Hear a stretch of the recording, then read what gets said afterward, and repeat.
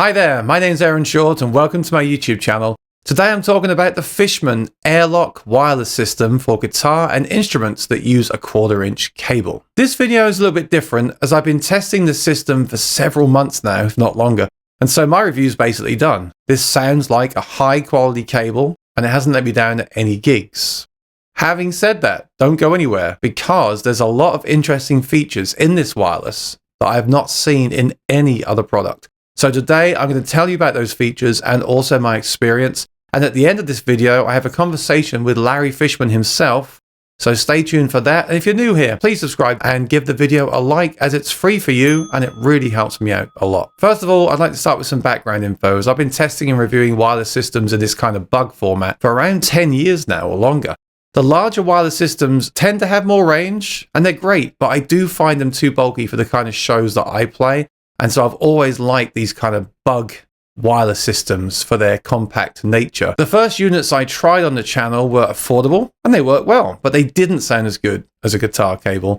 And some of them suffered from dropouts and none of them had user replaceable batteries. So the low cost was eventually offset by the fact that they needed to be thrown away and replaced. I'm happy to report that Fishman have addressed all of these issues and added some other features that I've not seen on other units. So let's go to a close-up of the Fishman AirLock system and take a look in more detail. So the AirLock arrives in this very nice Fishman branded case, and let's unzip it and take a look.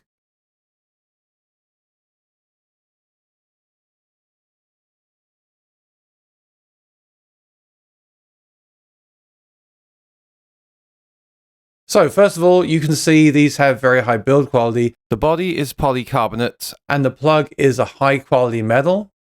And this can be adjusted to a variety of angles depending on the kind of guitar you have. So it goes all the way back to there. And then when you're done, it goes flush against the body. So you can store it back in the case again. They are the same color, but the transmitter is labeled TX and the receiver is labeled RX. And a quick tip here to quickly identify which is which. The receiver is slightly longer than the transmitter, so it's very easy to tell which one is which. The input impedance on these is 1 megohm, and they have a dynamic range of 118 decibels, which is higher than many other systems and ensures that your tone is not compressed. These both charge via USB-C, and it means that in a pinch, you can charge them using your cell phone, but the battery life is around 9 to 10 hours. I actually played 2 4-hour shows back to back one day and they lasted fine.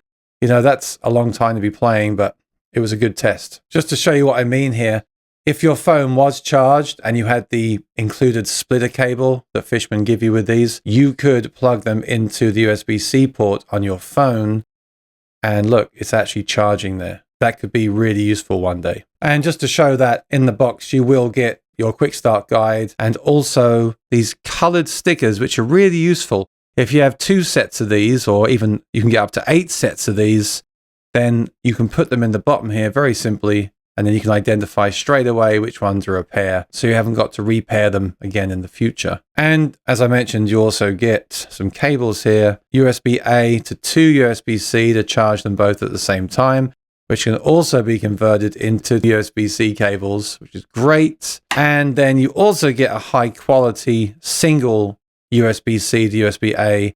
And again, you can use that adapter to make this USB-C for when you use it as an audio interface, which I'll cover shortly. So you get all the cables that you might need to use the system. Something else that I love about these is they have a physical power button. So many of these systems have a soft button, and that can be annoying to use. With these, you simply and you're good to go. You see they're paired already. As soon as you get them, they'll be paired from the factory and they're ready to use. You can use up to 8 of these at once. I've tried 2, but it'd be interesting to try 8 systems at once. You can also use 2 transmitters and 1 receiver if you want to switch between instruments at a gig. So for example, a transmitter in your acoustic guitar, a transmitter in your ukulele, 1 receiver, and then you would play the acoustic. And then when you're done, you would turn that system off. And then you pick up the ukulele and turn that one on. It would pair with the receiver. And you've got basically a way to switch instruments at a gig, which is very nice. If we look at the transmitter, you can see there's 2 settings on here. interference, and cable tone. I'm glad they added cable tone settings. I keep mine at 3 meters, which is basically no cable tone. But for those that want to emulate the tone of longer cables, they can do that. Many other systems don't give you that flexibility and they just have it set to one setting, either no cable tone or a certain length of cable tone. So on here, you get to choose, do you want 3 meters, 5 meters, or 10 meters? People that are used to a long guitar cable and like that roll off of the high end will appreciate the ability to switch it to 10 meters. As I said, I like to keep mine at 3 meters. I don't like to hear any kind of high-end loss personally. The idea with the interference switch is that you can set it to L, which is the lowest latency. That's where I have it. But if you have issues, you can set it to medium or high, and this will help, but it will add latency. Incidentally, I've just left mine on L for low and never had to change it at all. So L is 3.3 milliseconds of latency. M, medium, is 4.1 milliseconds. And high, H, is 4.9 milliseconds. I think that 3 milliseconds on the L setting is great, especially compared to other systems. Let's talk about the frequency band this uses quickly. It uses the 2.4 gigahertz. And before you say that 5 gigahertz is better, just remember that 2.4 has much longer range and enables Fishman to channel hop with a duplicate of the signal, which it can switch to if it detects any interruption in the original signal. And as you go up the higher settings on the interference, you get more of those, which is why it adds a little bit of latency. I know many people say that 5 gigahertz is less crowded and works better, but this simply isn't my experience, especially these days when so many devices are 5 gigahertz anyway. And I've used several 2.4 gigahertz systems that worked fine, but those had other issues that the Fishman does not have. It also allows for a range of 150 feet with line of sight, which is very useful and very impressive. Now for some features that I've not seen anywhere else. Firstly, the USB-C port can work as an audio interface when you connect the receiver to your phone or computer. I'm going to connect my guitar to my iPhone and show a distance test. Remember that the audio you're hearing is all being recorded directly from the wireless itself. This means that if you have your instrument and you're out one day, you can go live or record a video just by using the wireless system alone. Connecting the phone here to the wireless to show how it's done.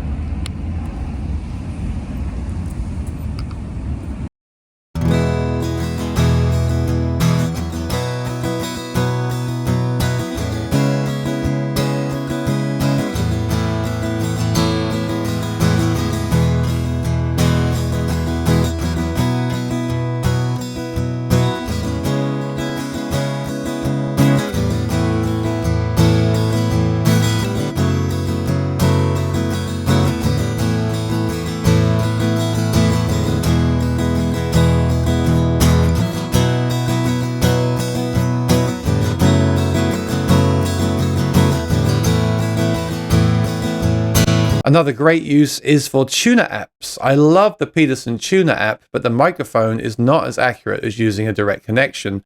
And so I can use the wireless to connect my guitar to my phone and then use the tuner app with that direct connection. And of course, you can use this with any music app on your iPhone, iPad, tablet, computer, because it's just working as an audio interface, which is great. The receiver also has a hidden 9-volt DC port. So if you take the cover off here, you can connect that to a 9-volt DC plug. So if you're using this at home, you can keep that fully charged. Or if you use a pedal board, you can plug in there from your pedal board and you still have the ability to use the USB-C port for those music apps if you want to as well. And then last, but certainly not least, the one feature that many will consider the best is the battery. Because as well as having a long battery life of around 9 hours, you also have a user replaceable battery. This is huge, right? This is really important, I think. And the most important thing is it's easy to do. You don't need to send your unit away, don't need a special tool. You just simply purchase a replacement battery from Fishman and you can replace it. It's as easy as pull off the bottom tab. This currently has a colored sticker in there. Then there's a thing to pull here. The whole thing just comes apart in seconds. You have to pull it quite hard, but it will come apart. There we go. The plug's straight, it comes right off. So that is the battery right there. And you simply take that out and pop in a new one. Great job, Fishman. Thank you for doing that. I know a lot of people that will be very happy that there's a user replaceable battery in the system. So like I said, these have been working great for me playing around in all different rooms and environments, but I know you want to hear an audio test. So to show how this sounds incredibly close, if not identical, or maybe you might say better, to my high-end Mogami cable, I'm going to drop a recording here, which I made in Logic. First of all, you'll hear the guitar cable from a looper straight into the interface, and then you'll hear the Fishman AirLock from the looper to the interface. Do wear headphones, turn up the volume, and listen very carefully, and I think you'll be super impressed. Here we go.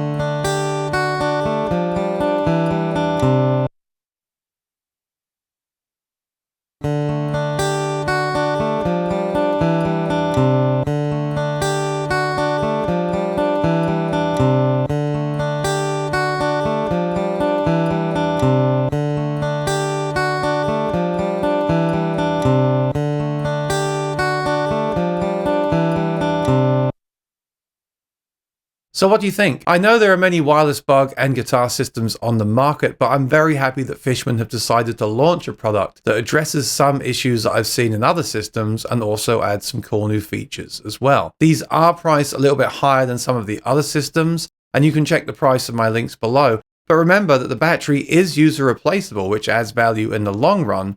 And I feel that the professional build quality and features of the AirLock make the system totally worth it, in my opinion. I'd like to thank Fishman for allowing me to field test the AirLock and also for sponsoring this video. I'm glad to see them releasing new products in 2025, and I look forward to seeing what they do next. I'll end the video here with an interview with Larry Fishman, so stay tuned. And if you try these, please let me know your thoughts in the comments below, as I can never test every guitar, every pickup, and every location in the world. But I do feel that I perform in some very Wi-Fi dense environments that make for a great testing ground for these kind of products. Thanks for watching, enjoy the interview, and I'll see you next time. Congratulations on this new product, the AirLock. I want to ask you about it. As you know, I love products like this, and this came unexpectedly. I hadn't seen Fishman released much the last kind of 12 months, and then you told me about this, and it just hit me out of nowhere, and I love this product, and I'm really glad that you've moved into this area. Let's turn the clock back. I know you've done products with wireless before, so what technology were you using? Was that in-house or third-party? But before the AirLock, what were you using for wireless technology? Well, the only real wireless product that we actually put up for sale was our wireless MIDI controller. And that's a very different animal because the bandwidth of MIDI signals is very small compared to audio. So that was a pretty simple affair to, to develop the wireless for that. And it works quite well. But since the data stream is so short, a lot of the problems that you encounter trying to transmit good, high-quality wireless audio over 2.4 or 5.8, whatever you're choosing, really does not exist with just MIDI data. But we did have many years ago, maybe 6 years ago, if my memory serves me correct, because of, before COVID and the lockdown and all that stuff, we had been working on a 5.8 wireless system for about 2 years. And we were partnering with a company in Canada that was doing wireless home audio, things of that nature. And we talked to them. Their product or their chip design wasn't really that suitable for low latency audio. Latency didn't matter quite as much when you were transmitting to home audio, certainly. But they said, yeah, we can make an improvement. And we worked on it with them for a couple of years. Product was designed. It was a pedal receiver, a bug, a guitar-mounted device. And ultimately, we never went to market. We couldn't get the latency under 6 milliseconds. And that in itself at the time was reasonable. But when you connect to digital multi-effects processors, digital front of house, things that have all their own latency, that's 6 milliseconds can become 9, 10 milliseconds pretty quickly. And we just were never satisfied with that. And then There was also issues that we discovered with 5.8 that came as a surprise to us, but it was very susceptible to body blocking, didn't like to go around corners. It was, because of the higher frequency signal, it was just blocked much more easily than 2.4 units were. We thought we might be able to solve it with antenna work and so forth, but right as we were nearing tooling to go to market, the company in Canada that we were working with lost their license for the 5.8 radio that was included on their system on a chip. The company that had been licensing it to them was a Wi-Fi development company, and they went bankrupt. They lost the ability to put the radio on silicon, and the whole project died, which was unfortunate. We spent a couple of years on it, invested quite a bit in the process, and just never made it to market. But in hindsight, it was a hugely important learning process for us. We became really good at antenna design. Frequency hopping was something that was pretty crude back then, but we started to get a good handle on it. And we learned a lot about why, if we went ahead to develop another system, we would not go the 5.8 route. It was too problematic, even though it seemed attractive at the time because the spectrum wasn't as crowded. There are other issues that came up that we had to live with that we decided was really not the pathway to go for us. So we started this new AirLock project a couple of years before the pandemic outbreak. And we'd done a lot of the development work and the firmware, and the product was nearing market in early 20, and then suddenly we couldn't get half the components we needed because of the China lockdowns. And the codec that we had were using in it, which was a low-powered codec, was a AKM codec, and the Japanese factory AKM burned down about a month before actually COVID hit. So the whole low power codec use community in audio was stuck without a codec that worked. And it took quite a while to find replacements and yada, yada, a lot of issues. So the development time was quite long for AirLock. We finally got through it. And we're really proud of the product. It's coming to market in a week, I believe, is the official release date, the 15th.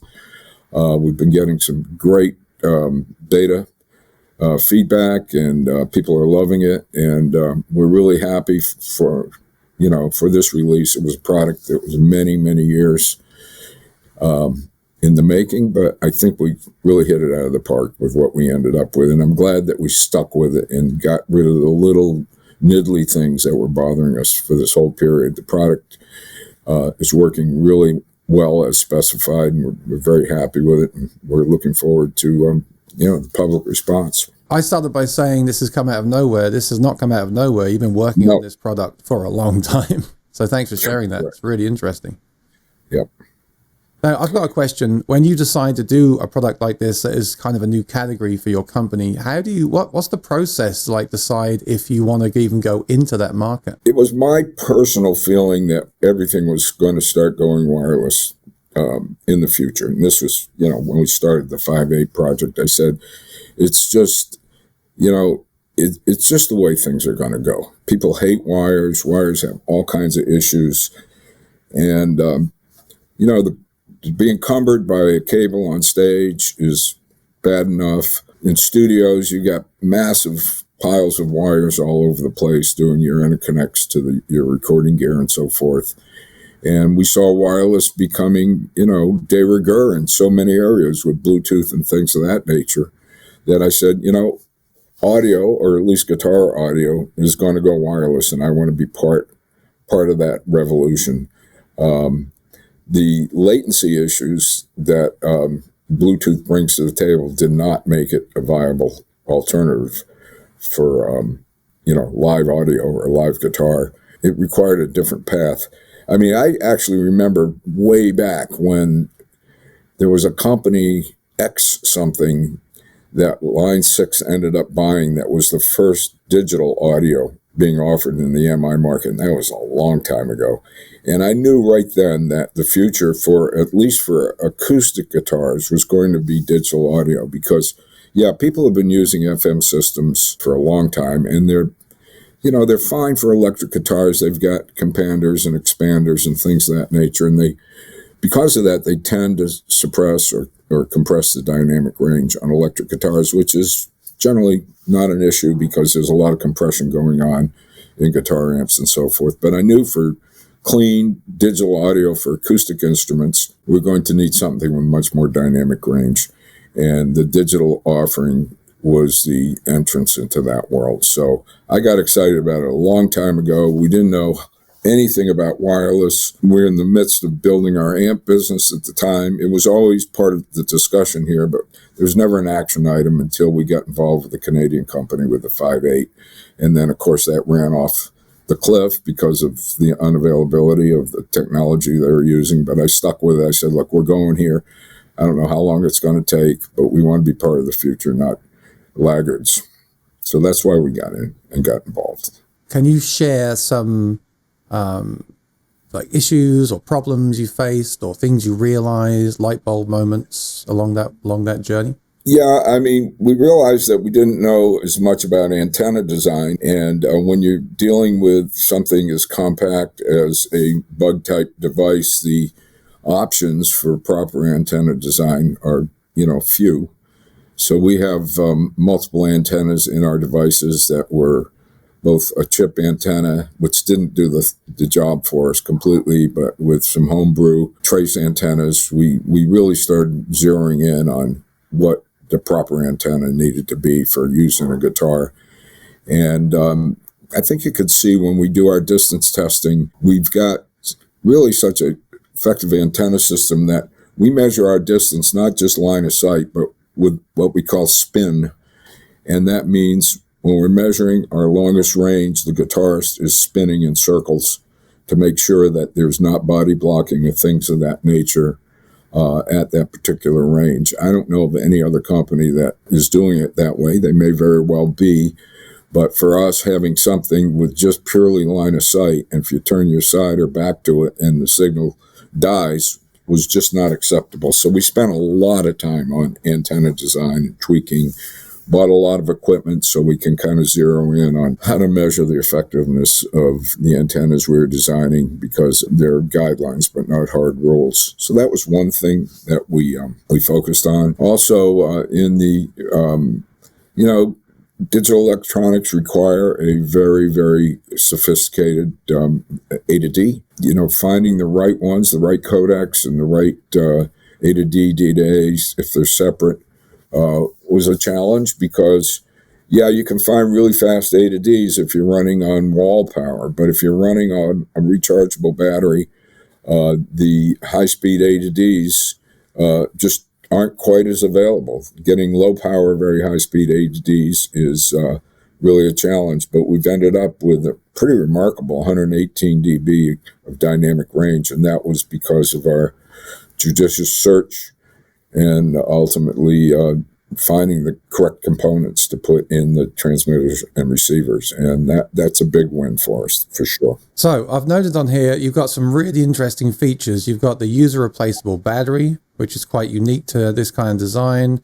You've got the USB interface, the way you can charge it from the 9-volt DC port. How do you decide which of these features to add to the product? Did you ask musicians? Do you have a discussion internally? How do you decide what features to include in something like this? Well, we do a lot of product survey work before we finalize our product requirements documents. We always start with a PRD, a product requirements documents. It starts with blue sky, and then the product manager develops a product requirements document, which is based upon what we think the important features are internally, but we also do a wide survey of what is already in the market, what our potential competitors are using. We find out what features that they have that we might be interested in including, and it also unearths some, I wonder why they didn't do this. So it's just a process of talking to musicians, looking at products that are in the market,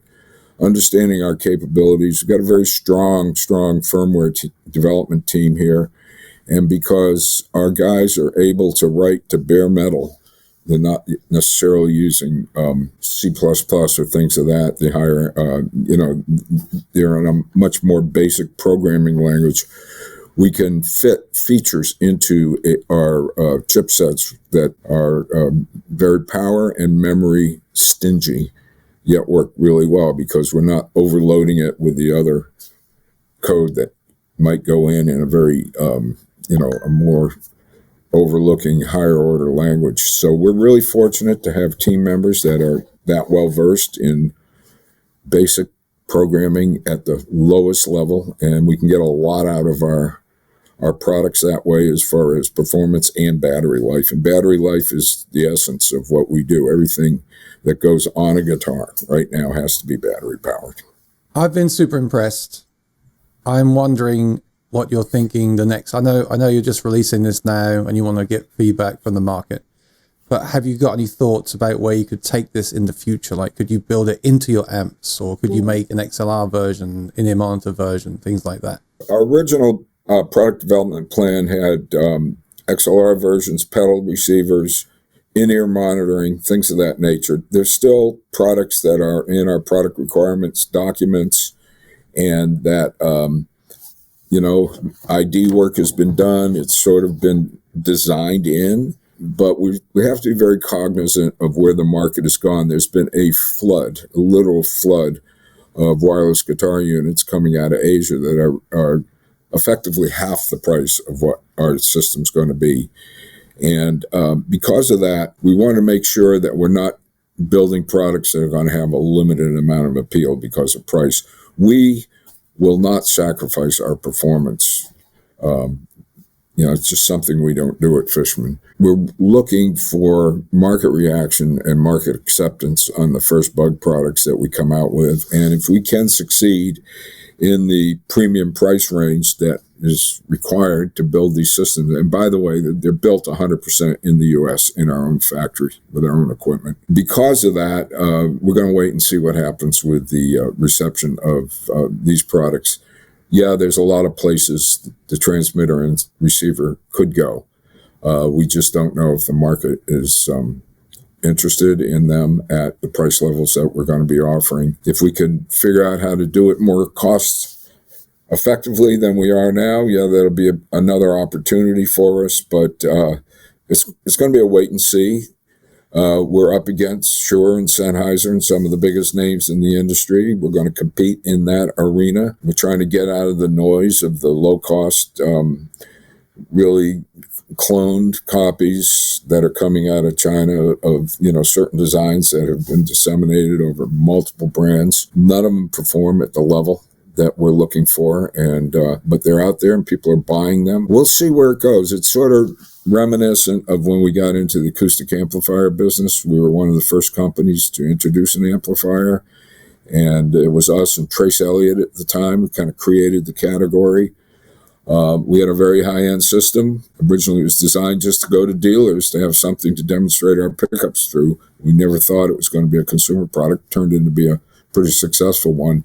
But shortly thereafter, there was a flood of 40 and 50-watt acoustic guitar amplifiers coming out of major brands in the country, and they were priced quite a bit lower than what we're offering, and consequently those became the rage for about 2 or 3 years until people started realizing that they really weren't doing the job. And then our market share started to grow dramatically after that. We stuck to our guns and gave people a price performance value that was being unmatched in the lower price units because they simply were not performing properly. So we're going to take the same approach with AirLock and see where it goes. I think time will tell. We'll certainly have a market. There's no doubt about it. But in this industry, our cost of development and tooling is just the same as it is in other industries. But the volumes that people sell at in the MI industry are significantly lower than, consumer products, kitchen goods, things of that nature. So you've got to be careful about jumping into a market out of pure exuberance, irrational exuberance. And when it costs north of $150,000 to tool up for a product with the molds and so forth. Another $50,000 worth of compliance, which is going on worldwide. If you're going to run a business that's going to be here in 3 years, you've got to be careful about what you jump into. It's unfortunate that things are that expensive and that the volumes are not higher in this industry, but that's just the way it is. We live in that world, but we're trying to be careful about producing the right things that bring value and ingenuity to the market without really putting the company in a distressful financial situation because we get too excited about our own work. It's great to love your own work, but that's where you start. You don't end there. You really find out if the world is looking for something that's aligned with your vision. And that's what we do. I mean, in our acoustic guitar systems, we offer a very, very wide range of OEM systems. I mean, we probably have about 60 systems that are available SKU-wise. And they run from our highest end onboard Aura systems to our lowest price Sonotone systems that end up being put in much lower cost guitars. We do not rebrand those with a secondary brand. We feel that what we're offering across our product line is worthy of the Fishman name, and that we bring value, reliability, things of that nature at all points in our product line. And we'll continue to do that with wireless and so forth. We have to enter a very, very, very crowded market now and see if we're welcome to the party. I think we will be, frankly, but we'll see what happens over the next year or so. So you potentially could make an AirLock Pro, an AirLock Lite. Could you do that, or does the technology required mean that it's not really worth doing that because you need the same kind of power in everything? We're discovering some other ways of bringing costs down, but it won't have the battery life. One thing we're really proud of is our channel management and our license-free operation. Over 40 channels. We hop between 40 channels simultaneously, looking for open channels, where most of the higher-end competitors are hopping over 14 to 16 channels, and this is something that was a real breakthrough for us. It allows us to have interference avoidance that's really tremendous. It's not cheap. It's expensive to do that. If we came out with a unit that maybe hopped between 20 channels, things of that nature, we could bring some cost out of it. But let's see where we end up with our current system right now. I feel it's rock solid. It's the best we can do at the moment. We cannot do any better unless we gold plate it or something of that nature and put a Gucci sticker on it. We're not about to do that. I think it's important for customers. I've learned this from coming to NAMM and talking to you and the companies. I remember years ago, I would say, can you do this and put this in it and this in it and this, do this. It's important for us to remember the amount of time and research and development and then understanding about things like tooling you have to pay for.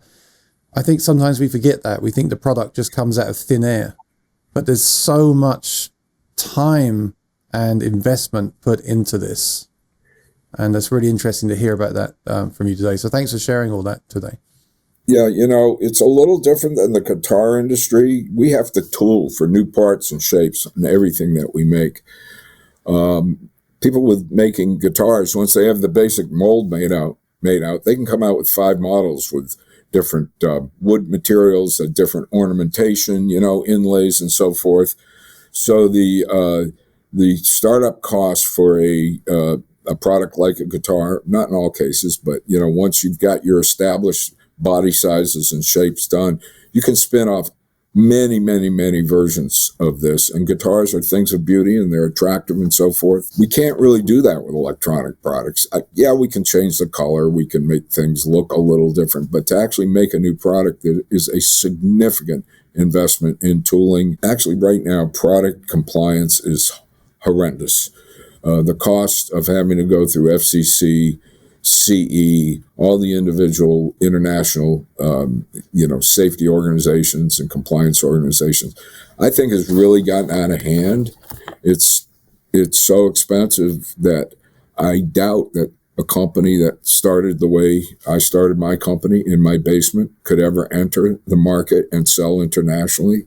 let alone in the U.S. A lot of the compliance issues are important. Don't get me wrong. Safety is important. Susceptibility, all the things that we have to pass. But it just seems like there's layers of bureaucracy being layered on in every single country you sell that takes the startup costs and explodes them, absolutely explodes them. So it's really tough on small and medium-sized companies to get through that gauntlet and charge a reasonable amount for their money and get a return on investment in a reasonable amount of time. Some of the new REACH laws coming out of Europe with the chemicals and this and that, it's crazy what they're asking for. If you have a screw on the inside of an enclosure that has maybe 0.5% lead that's discovered during testing, which they charge they charge you to test it. Mm-hmm. And if that screw is buried in epoxy in the middle of the pickup or whatever, you still can't sell it. And it's like, okay, that's a little extreme. Yeah, very strict. And things are getting a little frightening with the new PFAS rules, these microplastics. I don't know what's going to happen, but they are going to be devastating to this industry unless they put the rules in, really sensibly, because a lot of the materials that all of us use to build things right now are going to become illegal pretty quickly. And that's going to be tough. That's going to be very tough. And we're such a small polluter compared to, the fast food companies and the people that send you home from a restaurant with half of your take-home meal in a beautiful molded plastic container that gets dumped into a landfill. We're not doing stuff like that, but we still have to live under the same rules. Yeah. So we don't feel like we're a target. We just feel like it's not really great news for the industry in general because of the size of the companies in this industry. I just want to chat quickly about something that's really important, actually along those lines, and also when the customer is thinking about price. The really unique thing, don't think I've seen this in any other product of this style. Maybe there is, maybe it's out there. I haven't seen it on my journey. You can replace the battery, and it's really easy to do. So that means 5 years, you can just buy a new battery. Can you tell us about how that process will work? Can you buy it anywhere off the shelf? Is it from Fishman? No, it will be from Fishman because we use batteries that are safety approved, okay? We're required to use them in our products, and getting safety approval on a battery, again, is an incredibly expensive operation. We work with battery suppliers that have a line of pre-approved batteries that they've already gotten the compliance approval on, and we tend to dance around in that area rather than specify something slightly different that we have to go through the approval process. But Fishman's opening a new online store in about 2 weeks. Everything will be available on our store. The battery will not be expensive. It's easy to replace. It just, this gear is going to last for a long time. And we want to make sure that the user doesn't have to throw it away or send it back or something of that nature. I don't like what's going on with cell phone batteries. I buy a new cell phone every couple of years because the battery's starting to weaken and so forth. So I don't know why other people never went this way. It's just part of our design. But we did here during our product development process and looking at the reviews of a lot of other products online that one company in particular was just getting slaughtered because the batteries weren't replaceable. And I said, I don't want to go there. So we'll design it so the consumer can replace the battery very easily. All right, great. So that's all my questions I have. Is there anything you want to add? Not really. I mean, I think we're delivering a really cool package that is at the high end of the specification across the board for range, battery life, quality of service, the fact that we have multiple switchable cable tones in there, I think is important because our products are designed not just for electric guitars, but for electric and acoustic instruments, and for acoustic instruments that are passive as well as active. And with a passive acoustic instrument, specifically if it's got a piezo in it, a violin, a mandolin, or something of that nature, the cable is part of your sound. You can't ignore it. It's a significant part of your sound. Electric guitars, we know from our work with Fluence, which are active electric guitar pickups, people that are used to playing passive pickups with a 30-foot cable are accustomed to a certain response at the high end. We make that settable on our Fluence electric pickups to satisfy that audience. So we've done it here. We've given you 3 switchable cable lengths, so you can find the most suitable for whatever instrument you're using. Yeah, there's cable tone on some of our competitors, but some of it's not defeatable. So if you have a system that is an active electric system, you're going to be rolling off the high end whether you like it or not. And that's it's just the way it goes. A lot of electric guitar pickups are active now.